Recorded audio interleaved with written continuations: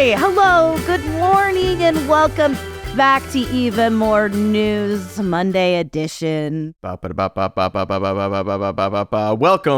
to it. I'm Cody, that was Katy, and this is the morning news of your favorite day of the week, Monday. Hey everybody, how's it going? Jonathan's also here. Hi, good morning to all of you listening at earliest 3 p.m. I know, but maybe you're waking up. We've got to have some listeners that this is their morning when they get it in the evening.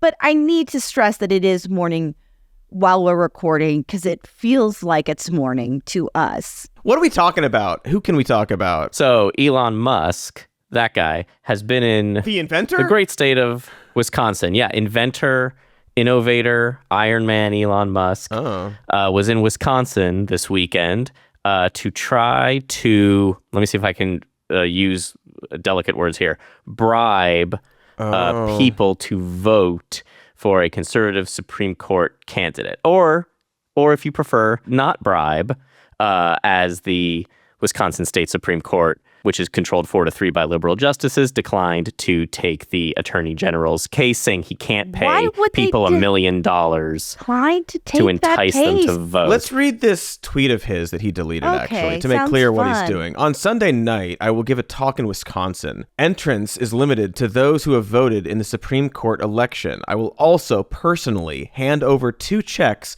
for $1 million each in appreciation for you taking the time to vote. This is super important. He has since deleted that. That's good of him.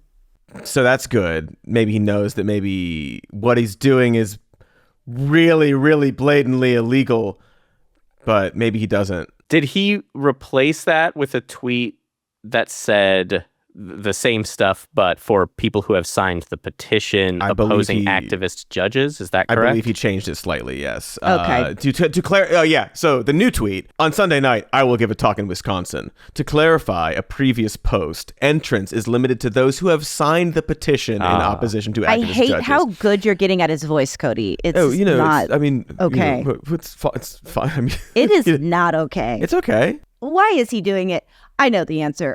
Well, it feels like this is an element that doesn't get talked about as much, but apparently there's an old law in Wisconsin that does not allow automakers to also have dealerships in the state. Something to that effect. We've got like the entire auto industry is built on there's very little like direct selling, like auto dealerships shouldn't really exist. But this is a case that will be going to the Supreme Court in Wisconsin. So, I don't know. Just put that in your brains and marinate on it. Yeah, Tesla is suing to open its dealerships in Wisconsin. But it's not about that. This is about the future of Western civilization, don't you know? Anything that Elon Musk... And how it pertains to auto dealerships. Yeah, of course. It's important for the future of civilization. Anyway, if you live in Wisconsin, please go and vote on Tuesday for Susan Crawford, not Brad Schimmel. This is whoever wins swings the balance of the state Supreme Court, which deals with redistricting cases, et cetera, et cetera, et cetera. Very important if you think voting will still be important in several years, which it may be. This judge, the bad one, is like all about restricting abortion access, making it illegal. He's not somebody you want. We can't give you $1 million.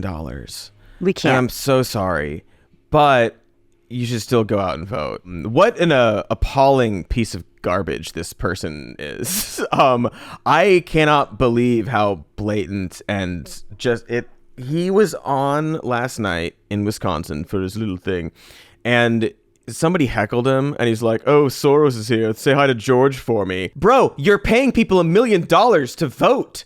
What do you can't do that. I mean, you can do whatever mind-boggling, he wants, obviously, but it is and just also his jokes were not landing with even the people that like him. Like the whole crowd is comedy's illegal, groaning and booing. Maybe a couple people are laughing. It's very painfully embarrassing. I mean, he knows that they would be losing their mind if it was George Soros. And They're George doing Soros this. is like 94 And if what you're doing, Elon Musk, is very effective by paying people and getting people very excited with money, why wouldn't he do that? Why would he do the apparently unsuccessful thing of paying people to heckle you, right?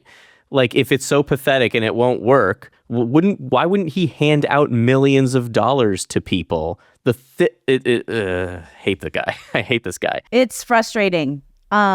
It's very, very frustrating. So Yes. Speaking of how frustrating he is as a human being, and a liar, he did a little interview recently, with Brett Baer. Oh, your favorite. Brett Baer. I don't know if anyone else has seen, because they posted it on X, obviously. I assume that was a requirement. And I'm sorry, Twitter. And I was like, honestly, I was like a little offended, Cody. Did you see my face? I was like, no. I understand. But he did this interview with himself and then along with the Doge team. Big Balls was not there. Sorry, folks. Too bad. If you've been on X, you've seen everybody quote tweet this with something along the lines of, if you are skeptical of Doge, watch this. This changed my mind. This is like a masterclass in interviewing. What an informative interview. Brett Baer deserves a Pulitzer, is more or less what I've seen. That, I believe, was Benny Johnson, of course. So to start this, Katie, we're going to show you this clip. In the beginning of the interview, he's like talking obviously about the fraud and the waste and the abuse we've caught already. It's incredible. Obviously, there's not been anybody charged with fraud, so skeptical still on that claim. Citation needed. I saw this video of somebody basically pointing out, like, there's been no fraud, no abuse, no waste proven by them. And all the comments, one particular comment was like, watch the next 30 seconds, idiot. Like, you're clipping this out of context. Watch the next 30 seconds. So we're going to watch the next 30 seconds of the very first claim he made about all the fraud and waste and abuse they've found. We routinely encounter wastes of $1 billion or more, casually. For example, like the simple survey that was literally 10-question survey that you could do with SurveyMonkey, cost about $10,000, was the government was being charged almost $1 billion for that. For just the survey? $1 billion for a simple online survey, do you like the national park? And then there appeared to be no feedback loop for what would be done with that survey. So the survey would just go into nothing. It was like insane. Katie, I guess I have a question for you. Do you believe that the Department of the Interior, whose budget is a little over $3 billion, spent a third of that budget on a single 10-question survey? I don't believe that. You don't believe that? Even a hot second. Wait. Do you think he's lying? Do you think maybe actually the department, go. And one thing that I'm known for is being pretty gullible. Like, you could say, Katie, there's a spider in your face, and I'm looking at my face, and I'd be like, what? Well, there is. No, What? Katie, there is. Yeah. What? Yeah. Yeah. I rest my case. Okay. No, I don't believe him. And yet Not you for a don't hot believe second. this. Probably because it's the most obvious lie I think maybe he's ever told. $1 billion. Yeah. No. The How much does one of those surveys cost, Michael? It can't be more than $1 billion. More than $1 billion. They oversee it's an in-house consulting group for federal agencies, and they have $830 million in many contracts. In total government contracts across government contracts across all of these agencies. Some of it is for surveys. It appears that the survey portion was about $5 million a year. Not one, but like the survey aspect. For all surveys. For all of them, it appears. It wasn't $1 billion for one survey. It wasn't $1 million for one survey. It was $830 million for an in-house consulting group for all agencies, and a small portion of that was used for multiple surveys. So this is like saying, can you believe we have to pay Jonathan annual salary for sending an email? he sent one email to someone at this other place, and we had to pay him all. And Jonathan, it's I absurd. will It's just say, fraud. It's since just you a brought it up, waste. we are going to need more from you. We need a that second moving email. Forward. You need to No, write a I think second just email, one please. email per year is a job to me. Never mind. That's the No, it's a gibberish, egregious lie that he like barely gets out, and I don't want to like go after him for like not being the most articulate, not being Terrible the most, communicator. like, It's polished fine. communicator. It's fine to say. But like this is the thing that's like this is going to convince people. I don't think. I mean, I'm sure people watch this and it was like, oh my god, we're doing that at so much government waste. Yep. Did Brett B ask in this interview, how will this money be redistributed as savings to the American people? Did he ask that? Oh, Jonathan, no. No? When are we all Jonathan- getting our Jonathan, thousands of dollars extra? No, he asked Elon, how does he get to sleep at night? 'Cause Oh, he's so he works busy. so hard. He is works the so thing. hard. melatonin and a cup of That's that sleepy time tea. Pulitzer Prize magic from Brett B. No, of course not. We're not getting any of that money. They're not going to send out $5,000 checks to everybody. The Doge counter they have on Doge.com or whatever it is all lies. It's all fake. Why would you start with the most obvious lie? I mean, probably because he's confident in being able to do that, but it's absurd. Bunch of credulous rubes, fucking idiots. But, you know, we are being kind of mean to Elon Musk right now, which is, I don't know if you know this, an evil, creepy jerk thing to do. If you want to watch this clip of him talking about Tim Walz. I would like to see him almost I would cry. like to see him. For context, he's talking about Tim Walz being on stage at some point, holding up a phone and saying, hey, have you seen the Tesla stock price? Chuckle, chuckle, the stock price is going down. That's it.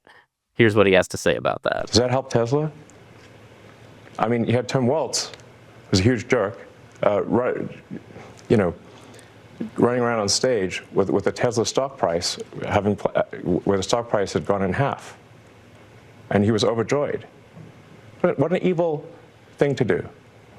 What a creep! What a jerk!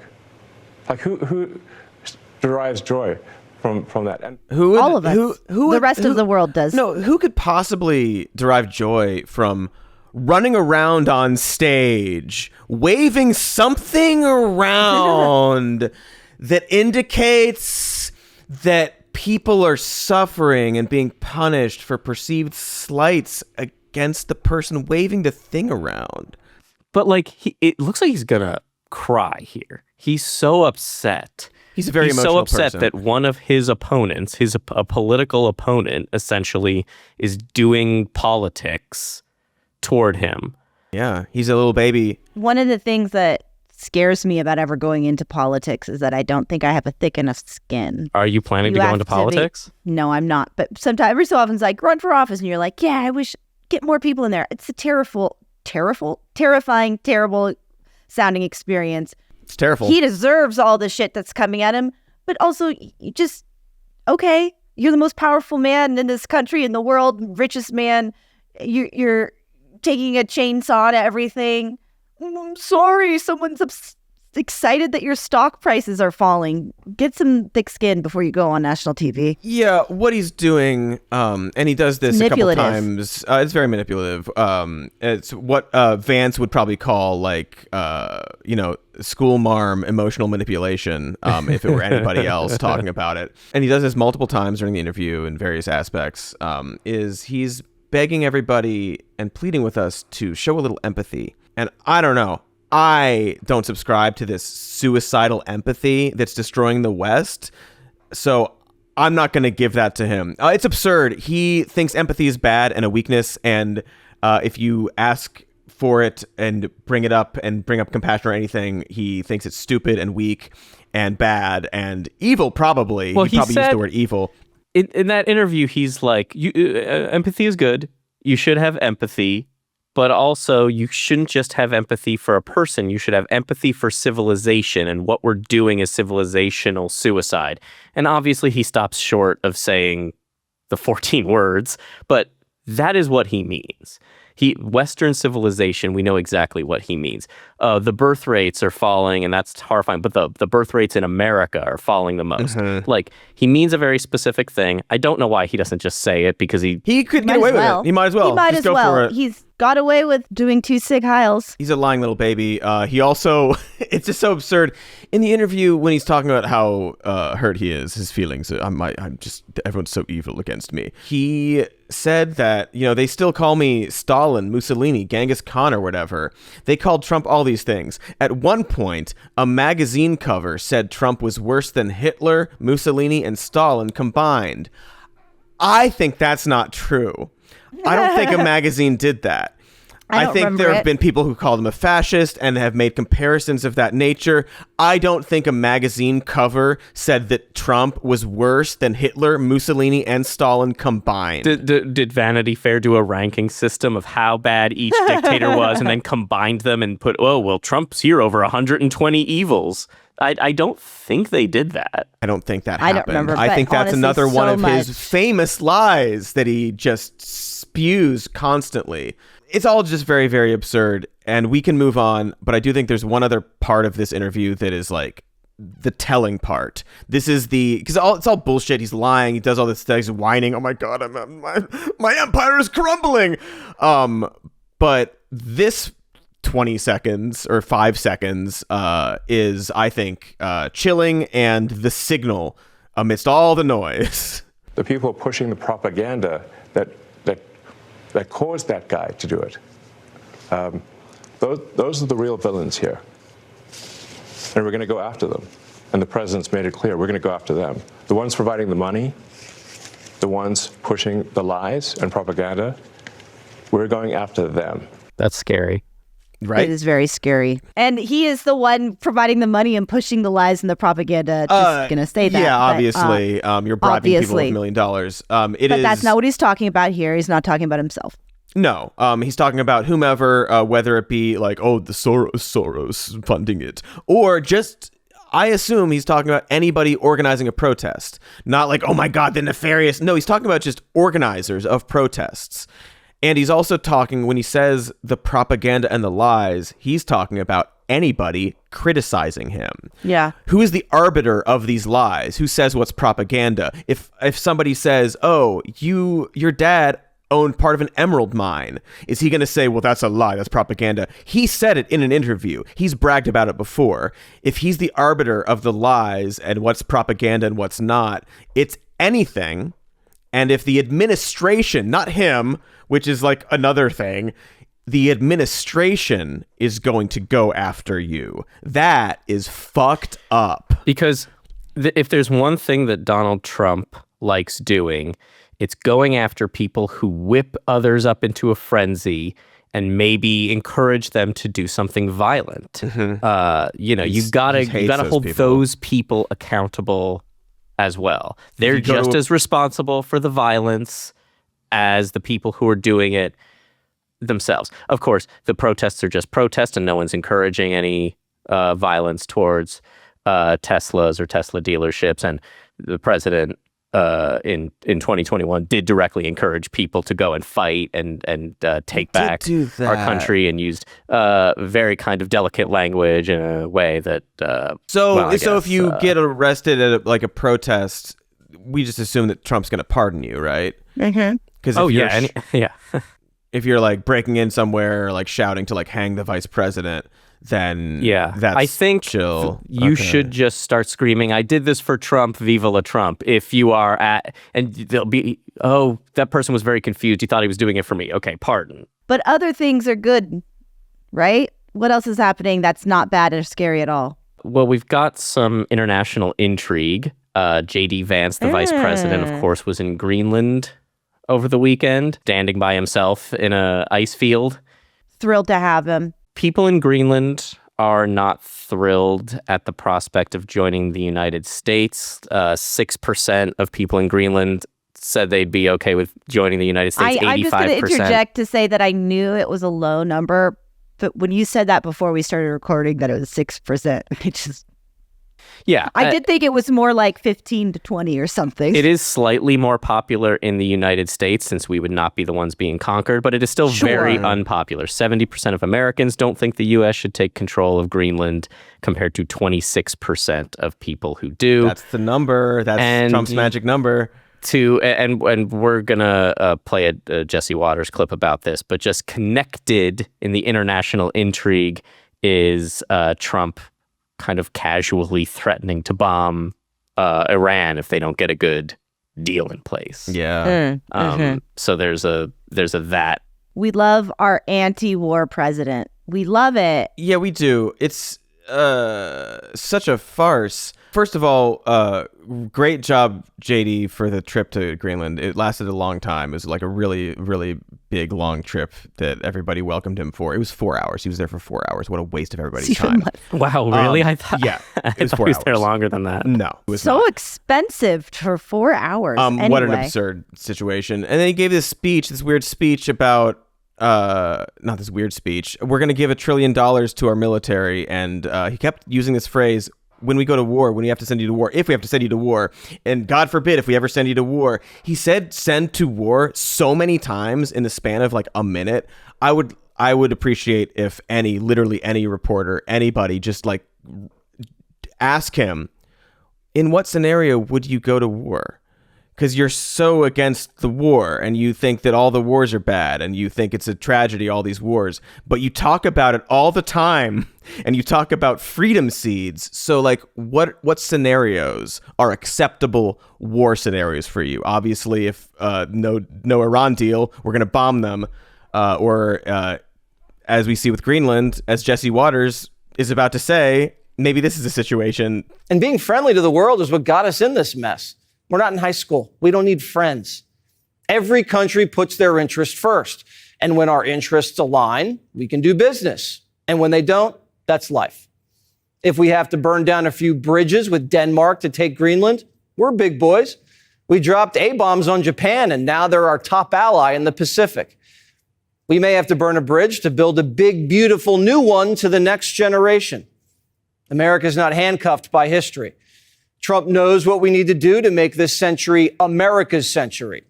And he's tapping young talent like JD, Hegseth, and Levitt to keep Manifest Destiny alive. Manifest Destiny! Oh, disgusting. Genuinely chilling to see this kind of rhetoric normalized. Like, so what? We dropped the A-bomb, but now they're allies.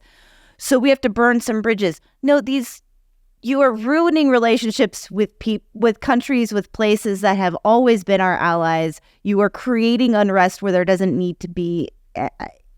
It's wild. I was waiting for him to drop Manifest Destiny. Was Manifest Destiny about taking a land in Europe? Was that what Manifest Destiny was about? I thought it was about dropping bombs. And not that this was land. okay, but wasn't it about like expanding to the Pacific Ocean? Yes, it was. Also, he doesn't make any other argument for taking Greenland. There's supposedly this security argument that I'm not quite clear on. I don't understand it either. I was hoping that you would have an answer for me today. Because it's like, what is it? Because what's the rhetoric? You say that we need it. It's like they're saying we need Greenland for. The answer is climate change. There are two things over the weekend. They have lots of minerals there. They have, it's minerals and it's just more land. And it is preparing for the coming climate disaster. As we've all are familiar with, Greenland is ice and Iceland is green.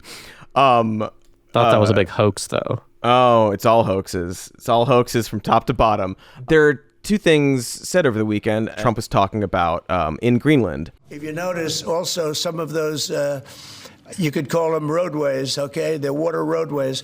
But some of those areas are opening up, and they're opening up icebreakers out there. They're opening them, and by just nature, they're opening up, and they're headed right into China, right into Russia. But he slips in this thing about how, and so, they have these icebreakers, and in some cases, it's natural. It's happening naturally, is what he says. What's happening naturally is the warming of the planet. Right, breaking up icebergs. He's referring to naturally the planet getting warmer.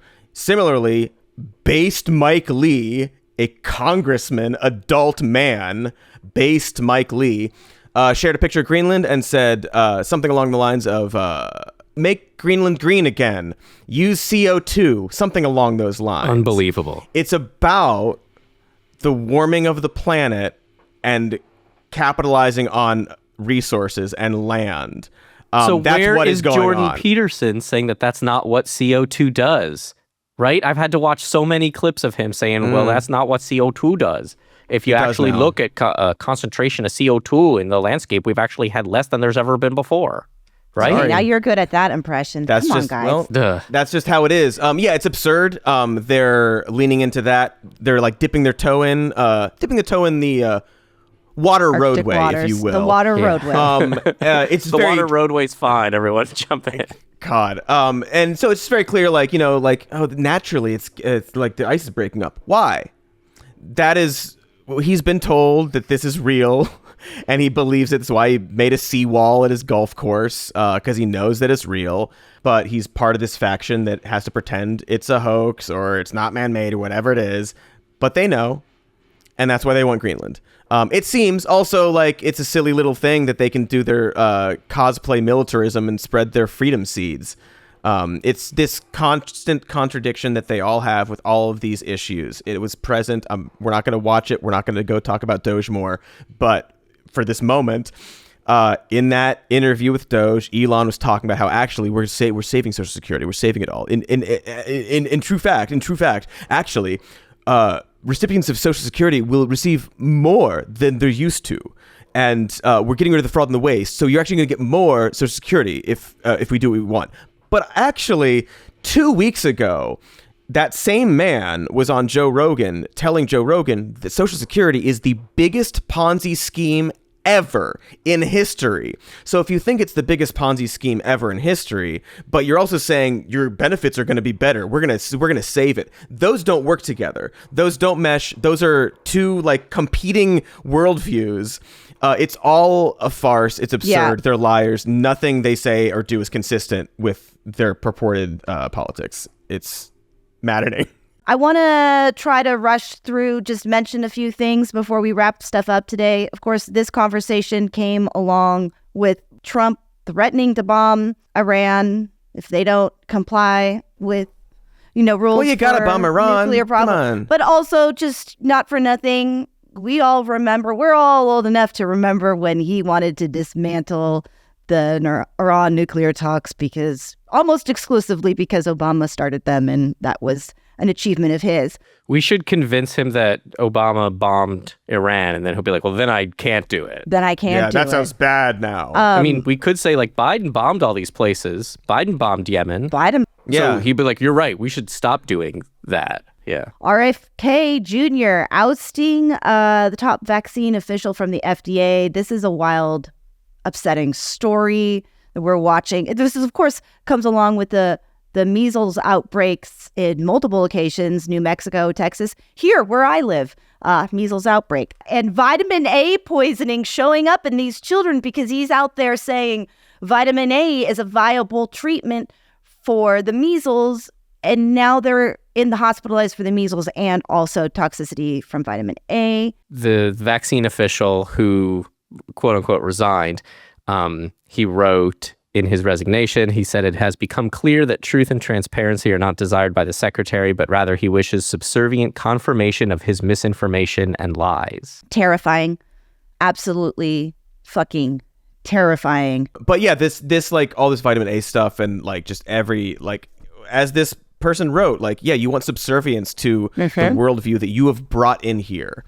And it's just like frustrating really quackery, and it is quite terrifying. Trump keeps floating the idea of a third term. That's a fun one. He does do that. Not sure how he would actually do it, but he literally says, and I'm not joking this time, we'll see. It's too soon to tell, but I'm not joking. There are ways that we can achieve that. It's too much. It's all too much. Everything that happens over the past couple months, everything that has happened, everything he says, these ghouls say, I think about during the election and the campaign when every time we freaked out about some random comment, they're like, you can't take him at his word for that. Obviously, he doesn't mean that. It's just the word salad, people jumping through hoops to justify what was said, and it's happening. They can be like, oh, they're triggered from Trump. And it's like, are you not? Should you not be concerned? I have a couple quick things to say about this. So first of all, when Steve Bannon referenced to this a few weeks ago, he was saying, oh, we're working on it. We've got some ideas. It all depends on how you define term limits. And the phrase term limits is not in the 22nd Amendment. So I don't know why parsing that phrase would mean anything. What it says in the 22nd Amendment is no person shall be elected to the office of the president more than twice. So if I were going to try to get elected for a third term, I would go the route where J.D. Vance runs for president and Trump is his running mate. And then you pressure Vance to immediately step down upon winning, because it doesn't say no person shall serve more than 8 years as president or anything like that. It says no person shall be elected to the office of the president more than twice. Now, you might say, Jonathan, that the 12th Amendment says that nobody ineligible to be president can serve as vice president. But again, it just says no person shall be elected. It doesn't say Trump is ineligible to be president. I'm not trying to give them any ideas, but that's I'm gonna predict right now that's what they try to do, which if this is what they do, we can all blame Jonathan. Kind of. Well, they're on top of this. These people aren't idiots. I don't know Most that of them they are, Jonathan. Well, they're also gonna release the all the evidence that 2020 was stolen. They've got evidence, is the claim, and they're going to release all of it. I'm sure very much like the Epstein files. It'll be illuminating like JFK files. So technically, he's already in his third term, right? So he's clearly it's fine. He can do a fourth, right? Doesn't that sound like a Democrat thing on Facebook? Like if they prove the 2020 election was stolen, then he's already been elected more than twice, and he is now officially ineligible and must be immediately kicked out of office. Fake right? president. Like, Occupy Democrats, share this far and wide. It's going to happen. This is a thing that'll happen. All right, guys. We're wrapping this up. Our editor has to get started so that we can actually release this today. I think we covered a lot of territory, though. Thank you to you. Thank you to you. Thank you to our editor, Nick. Thank you to Moana. And thank you to you, beautiful folks at home. Trying a new catchphrase. It's quite good. It's good. We love our catchphrases. The process of so much.